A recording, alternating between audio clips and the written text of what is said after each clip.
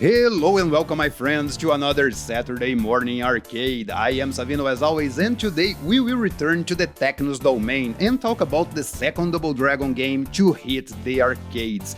Released in November 1988, Double Dragon 2 The Revenge was released a bit more than a year later after the original Double Dragon. One of the reasons for the game to be released so close to the first one is that Double Dragon 2 wasn't originally planned as a standalone game.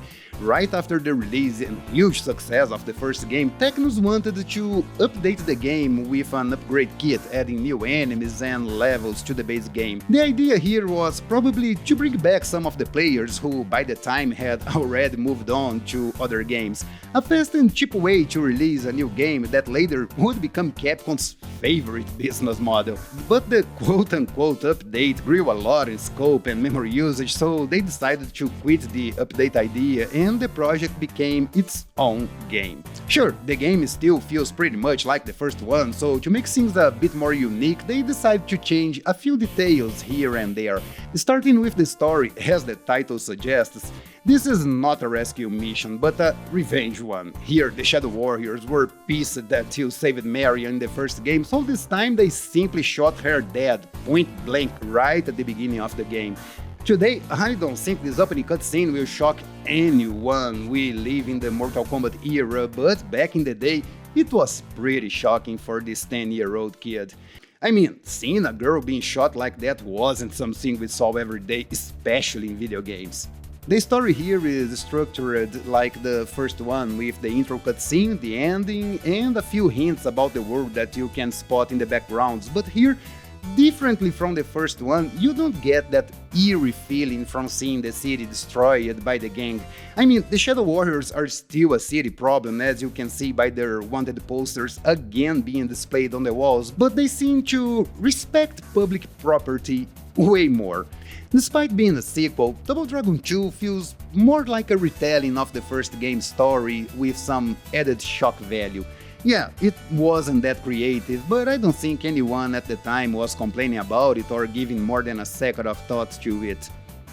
Graphically, the brothers got some brand new clothes, but aside from that, there's nothing much new to see here. There are again 4 levels in the game, and they are the top of a building where you start, this time fixing a chopper instead of a car, the factory, which is basically the same as the first game, the farm, and the enemy's hideout.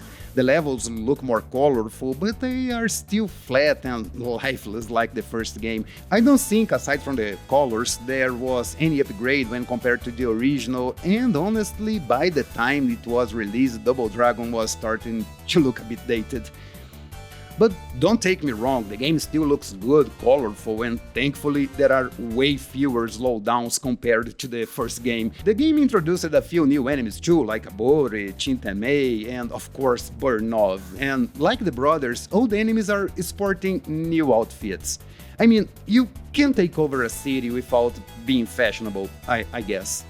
Unfortunately, there isn't too much new stuff here when it comes to the sound. While the soundtrack is stellar, it's basically the same OST from the first game with some different arrangements. Sure, as I said, this was planned to be an upgrade for the first game, so they probably didn't want to change the tunes too much, but I would love to hear what the composer could have done for this game. The sounds are also pretty similar from the first game. They added a couple of voice samples which are pretty fun, although repetitive, but other than that, things are not that different, and there wasn't a real reason to change because I really think the sounds of your punches and kicks are pretty good, not only for the time but even today.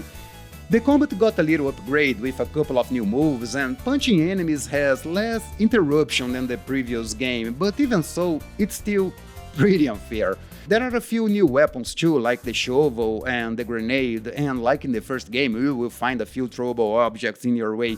The AI is basically the same as before. Enemies will try to surround you every time they can, and will strike as soon as you get up, sometimes locking you in a loop of death.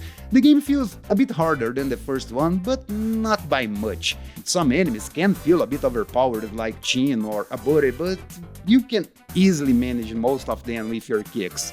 The only thing that dramatically changed here, and as much as I research I can't find the reason, is your basic attacks. Here, Gone are the fixed punch and kick buttons in favor of the Renegade scheme, with left attack and right attack changing relative to the position you're facing in the game. I know this button scheme is frowned upon, especially if you're not using an arcade controller, but the system works pretty well. It's hard to visualize how practical it is while playing with your Xbox controller, but if you try it with an arcade stick, maybe you'll change your mind. I'm not saying this is better than what we have now, and you can see in the footage that I was missing a few of my moves, but this scheme isn't as terrible as most people want you to believe.